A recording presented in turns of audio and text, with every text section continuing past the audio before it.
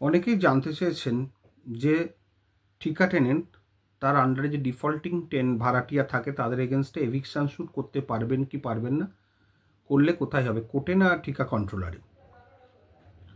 আপনাদের বলে দিই যে এই ধরনের মামলা ঠিকা টেনেন্সি, যেখানে কোনো ডিসপিউট নেই ঠিকা টেনেন্সি ব্যাপারে, সেই ধরনের মামলাগুলো ঠিকা টেনেন্ট তার ভাড়াটিয়ার এগেনস্টে করলে সেটা কোর্টেই করা যাবে। যে কোর্টের জুরিসডিকশন আছে সেই কোর্টে, যেখানে ইজেক্টমেন্ট স্যুট হয় সেখানেই এই মামলাগুলো করা যাবে।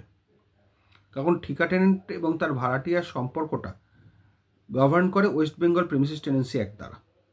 কিন্তু যদি ঠিকা টেনেন্সি নিয়ে কোনো ডিসপিউট থাকে তাহলে সেটা সিভিল কোর্ট ডিসাইড করতে পারে না, সেটা ঠিকা কন্ট্রোলারকেই করতে হয়।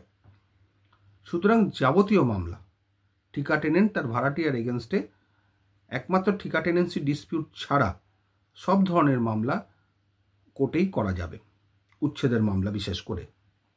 এবং হ্যাঁ, যেখানে উচ্ছেদের মামলা হয় সেই কোর্টে, অন্য কোর্টে নয়। এইভাবে কিন্তু আপনাদের ঠিকা টেনেন্ট এবং ভাড়াটিয়া ব্যাপারটা মিটবে কোর্টেতে। এবার যদি দেখা যায় ভাড়াটিয়া কোনো ঠিকা টেনেন্সি নিয়েই ডিসপিউট তুলে দিল এবং সেটা সিভিল কোর্ট অনেক সময় ডিসাইড করতে পারে না, একমাত্র ঠিকা কন্ট্রোলারই পারে। যদি কোনো টাইটেল ডিসপিউট হয় ঠিকা টেনেন্সি নিয়ে, বা ভাড়াটিয়াও যদি নিজেকে ঠিকা টেনেন্ট হিসেবে দাবি করেন, টাইটেল ডিসপিউট হয়, সেই সব ক্ষেত্রে কিন্তু সিভিল কোর্ট কোনো রকম আসবে না। এটা যেখানে টাইটেল ডিসপিউট ঠিকা টেনেন্সি নিয়ে, সেইগুলো মামলাগুলো ঠিকা কন্ট্রোলের কাছেই হবে এবং ঠিকা কন্ট্রোলার ডিসাইড করবে কে ঠিকা টেনেন্ট, কে ঠিকা টেনেন্ট নয়, কে ভাড়াটিয়া নয়। এইগুলো ঠিকা কন্ট্রোলারের কাছে হবে।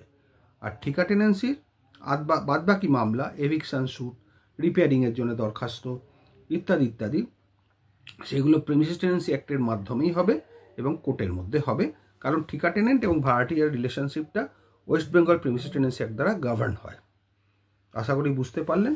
ভালো থাকবেন।